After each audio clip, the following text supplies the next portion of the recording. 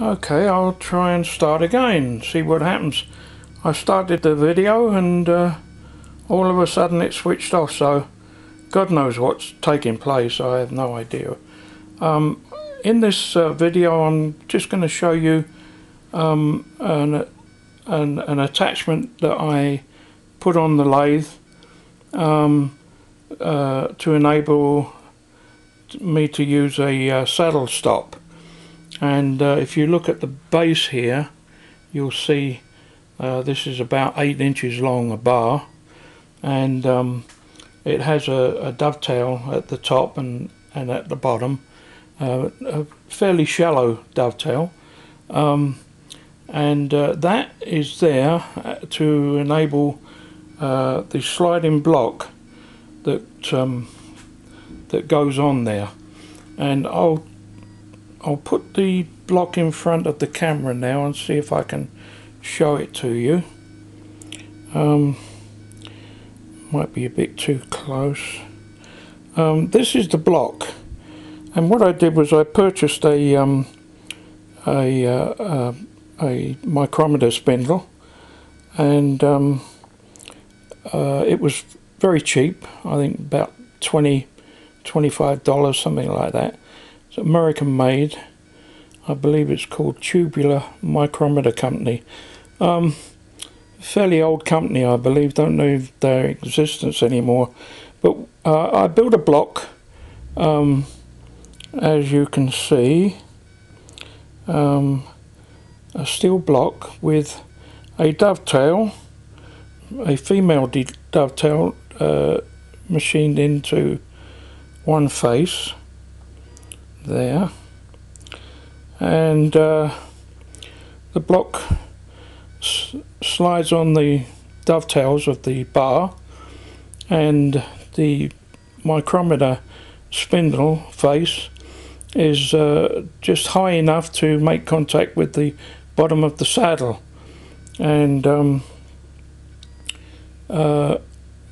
to stop any dirt getting in through the entrance at the front of the block, and to protect the spindle, I inserted an O-ring in there, so it gives like an it's not a tight fit, but it just helps to keep any swarf or cuttings from traveling up inside and getting into the threaded area.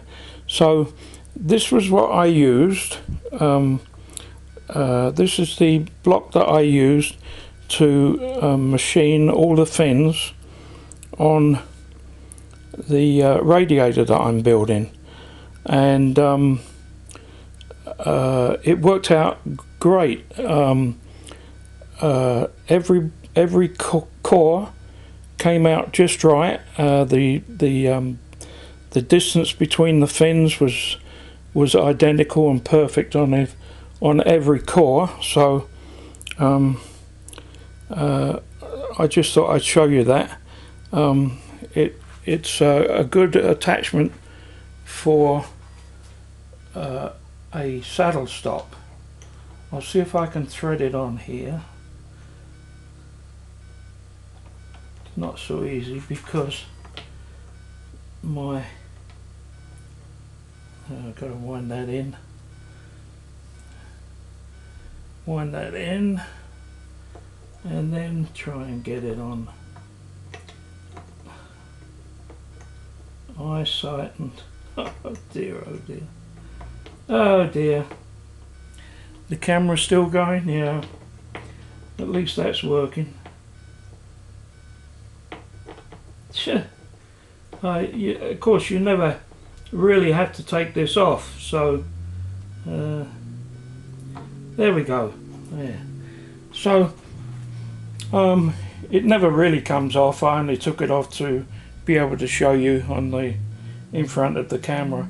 So anyway, you just move it along, and you can zero. Or what I did was I incremented along from 0, 70 thou, and did a cut on the fin, and then I increased it another 70 thou just by counting revolutions, until I got to, or close to 1 inch, and then of course I had to undo it and wind the thimble back to 0 and just touch it up against the saddle, the bottom of the saddle, and lock it up, and then continue.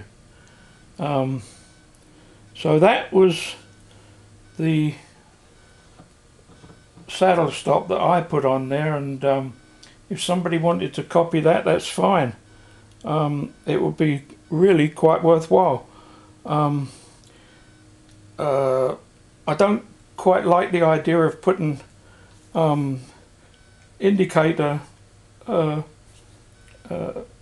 like my what you call them, caliper readings here, because there's an awful lot of dirt and grit that moves around in that area, even at the back, you know.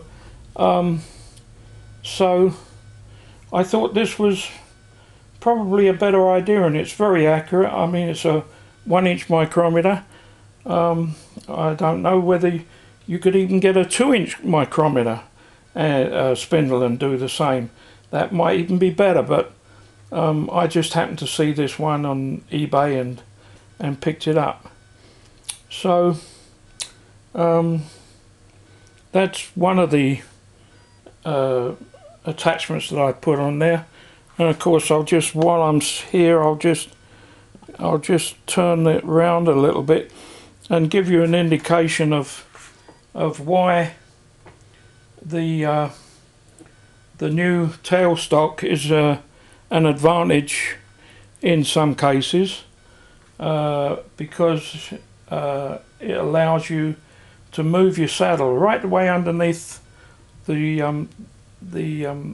tailstock, the new tailstock. So it means that you don't have to keep on moving the tool post around and moving it from one T-slot over to another one, because you can't get back far enough, because this part here is touching the original tailstock. So that's just a couple of features. I got a nice little a tool post here that works very well. I got eight of these holders, all different types of holders, and all it consists of is a pillar. I think that's 1/2 inch, and just a block with 48 serrated V's all the way around, 360 degrees. And in one of my videos, I think I quoted it as one movement of the V equals 15 thou, but that was wrong. It should be 7.5, not 15 thou. It's 15 degrees, but it's actually 7.5 degrees. Each time you move it a notch, it's 7.5 degrees. So I copied that from a company in the US that the Omnipost, and I just scaled it down, and it works really good. Some of the holders are very handy, because they are shaped like this, so you can actually move the back of the block away from any working area that is at this side, and yeah, it's a worthwhile project. Very simple to make, nothing to it, quite easy. Okay, put that back. So I guess I shan't go any further. You've seen a lot of the stuff.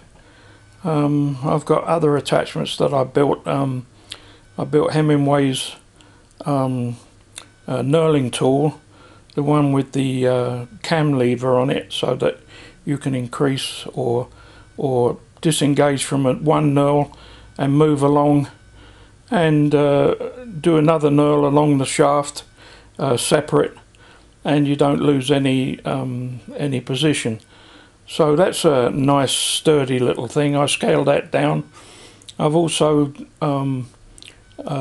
made a ball turner to Phil Thomas's design of from Australia, and that works very, very well. And there's lots more to do yet, so hopefully in the future you'll be able to see some other tools that I've built. But in the meantime, the radiator is the major project at the moment, so I'll call off now and continue later. Thank you.